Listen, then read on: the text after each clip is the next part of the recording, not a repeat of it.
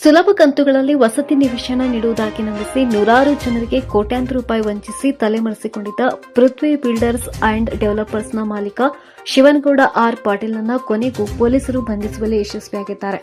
ಪೊಲೀಸರ ಮಹತ್ವದ ಕಾರ್ಯಾಚರಣೆ.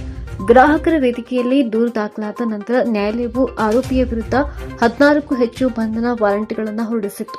ಈ ಹಿಂದೆ ಪೊಲೀಸರು ಆರೋಪಿ ಸಿಕ್ತಿಲ್ಲ ಎಂದು ಸಬೂಬು ನೀಡುತ್ತಿದ್ದಾರೆ ಎಂದು ಸಾರ್ವಜನಿಕರು ಆಕ್ರೋಶ ವ್ಯಕ್ತಪಡಿಸಿದರು. ಆದರೆ ಈಗ ತೀವ್ರ ಕಾರ್ಯಾಚರಣೆ ನಡೆಸಿದ ಪೊಲೀಸರು ಹಲವು ಬಾರಿ ತಮಗೆ ಚಕಾವಿ ನೀಡಿ ತಲೆಮರೆಸಿಕೊಂಡಿದ್ದ ಆರೋಪಿಯನ್ನ ಬಂಧಿಸಿ ನ್ಯಾಯಾಲಯಕ್ಕೆ ಹಾಜರುಪಡಿಸಿದ್ದು ಜೈಲಿಗಟ್ಟಿದ್ದಾರೆ. ಇನ್ನು ಪೊಲೀಸರ ಈ ಮಹತ್ವದ ಕಾರ್ಯಕ್ಕೆ ಸಾರ್ವಜನಿಕ ವಲಯದಲ್ಲಿ ವ್ಯಾಪಕ ಮೆಚ್ಚುಗೆ ವ್ಯಕ್ತವಾಗಿದೆ. ಆರೋಪಿಯ ಬಂಧನದಿಂದ ಸಂತ್ರಸ್ತರಲ್ಲಿ ನ್ಯಾಯ ಸಿಗುವ ಭರವಸೆ ಮೂಡಿದೆ. ಈ ಕುರಿತು ಪ್ರತಿಕ್ರಿಯಿಸಿದ ಮಾಜಿ ಸೈನಿಕರಾದ ಚಿಂತಾಮಣಿ ಸುರಪುರ್ ಅವರು, ಪೊಲೀಸರು ಅತ್ಯುತ್ತಮ ಕೆಲಸ ಮಾಡಿದ್ದಾರೆ. ಕೋಟ್ಯಾಂತರ ರೂಪಾಯಿ ಅವ್ಯವಹಾರ ನಡೆಸಿ ವಂಚಿಸಿದ್ದ ಆರೋಪಿಯನ್ನ ಜೈಲಿಗೆ ಕಳಿಸಿರುವುದು ಸಂತಸ ತಂದಿದೆ. ಇನ್ನು ಸಾರ್ವಜನಿಕರಿಗೆ ಅವರ ಕಷ್ಟದ ಹಣ ಮರಳಿ ಸಿಗುವಂತಾದರೆ ನಮಗೆ ಪೂರ್ಣ ನೆಮ್ಮದಿ ಸಿಗುತ್ತದೆ ಎಂದು ಆಶೆ ವ್ಯಕ್ತಪಡಿಸಿದ್ದಾರೆ. ಇನ್ನು ವಂಚನೆಯ ಹಿನ್ನೆಲೆ ಆರೋಪಿ ಶಿವನಗೌಡ ಪಾಟೀಲ್ 2016ರಿಂದಲೇ ನ್ಯಾಯಾಲಯದಲ್ಲಿ ವಿವಾದದಲ್ಲಿದ್ದ ಜಾಗವನ್ನು ಸಾರ್ವಜನಿಕರಿಗೆ ತೋರಿಸಿ ಸತ್ಯ ಮುಚ್ಚಿಟ್ಟು 60 ಸುಲಭ ಕಂತುಗಳಲ್ಲಿ ಸೈಟು ನೀಡುವುದಾಗಿ ನಂಬಿಸಿದ್ದನು.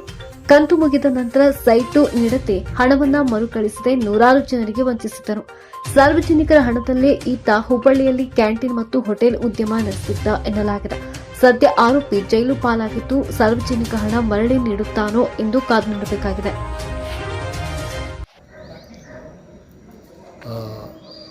ಇವತ್ತಿನ ದಿವಸ ಈ ಒಂದು ರಿಪೋರ್ಟ್ ಹಾಕೋಕ್ಕೆ ಕಾರಣ ವರದಿ ಮಾಡೋಕ್ಕೆ, ಈ ಮೊನ್ನೆ ಒಂದು ಯೂಟ್ಯೂಬ್ನಲ್ಲಿ ಮತ್ತು ಧಾರವಾಡ ನ್ಯೂಸ್ನಲ್ಲಿ ಒಂದು ಶಿವನಗೌಡ ಪಾಟೀಲ್ ಪೃಥ್ವಿ ಡೆವಲಪರ್ಸ್ ಅನ್ನೋರು ಎಷ್ಟು ಈ ಸೈಟ್ ಕೊಡ್ತೀನಿ ಅಂತ ವಂಚನೆ ಮಾಡಿ ನಮಗೆ ಮೋಸ ಮಾಡಿದರು. ಅವರಿಗೆ ಪ್ರತಿ ತಿಂಗಳದಂತೆ 6 ತಿಂಗಳು 16 ವಾರಂಟ್ ಇಶ್ಯೂ ಆದ್ರೂ ಅರೆಸ್ಟ್ ಮಾಡಿರಲಿಲ್ಲ. ಆವಾಗ ಒಂದು ಈ ಟಿ ವಿ ಮಾಧ್ಯಮದ ಮುಖಾಂತರ ನಾವು ಅವ್ರಿಗೆ ಹೇಳಿದ್ದೀವಿ. ಆಗ ಅದು ಎಲ್ಲರ ಹತ್ರ ತಲುಪಿ ಪೊಲೀಸ್ನವರು ಈಗ ನಮ್ಮ PI ವಿದ್ಯಾನಗರ ಅವರು ಅವ್ರಿಗೆ ಅರೆಸ್ಟ್ ಮಾಡಿ ಈಗ ಕೋರ್ಟ್ಗೆ ಫೇಸ್ ಮಾಡಿದರು. ಕೋರ್ಟ್ನಲ್ಲಿ ಅವನಿಗೆ ಜೈಲಿಗೆ ಹಾಕಿದ್ದಾರೆ. ಈಗ ಈ ಒಂದು ವಿಷಯಕ್ಕಾಗಿ ನಾವು ಪೊಲೀಸ್ನವ್ರಿಗೆ ಧನ್ಯವಾದಗಳನ್ನು ಅರ್ಪಿಸ್ತೀವಿ ಮತ್ತು ನೊಂದವರೆಲ್ಲರೂ ಅವರ ಚಿರಋಣಿಯಾಗಿರ್ತೀವಿ.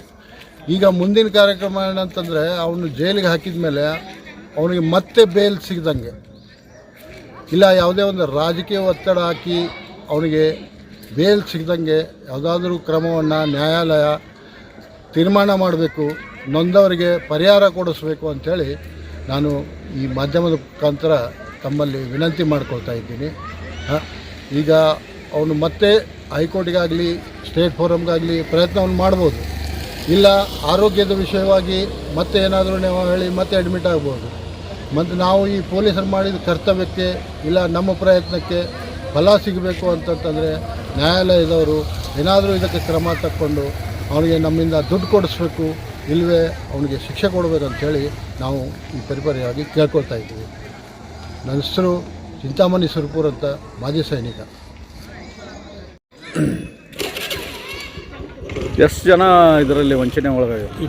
ನಮ್ಮ ಗ್ರೂಪ್ನಾಗ 24 ಜನ ಇದ್ದೀವಿ. 24 ಜನರದು ಟ್ಯಾಗ್ ಮಾಡಿ ಕನ್ಸ್ಯೂಮರ್ ಕೋರ್ಟ್ಲಿಂದ ಕೇಸ್ ದಾಖಲಾಗಿದೆ. ಆ 24 ಕೇಸ್ನಾಗ ಈಗ ಅರೆಸ್ಟ್ ಆಗಿದ್ದಾವ. ಎಷ್ಟು ಅಮೌಂಟ್ ಇದೆ ಟೋಟಲ್ ರೀ?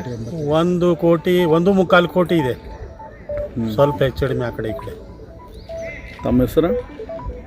ನಿಮ್ಮ ಹೆಸರು? PF ಚೌಹಾಣ್.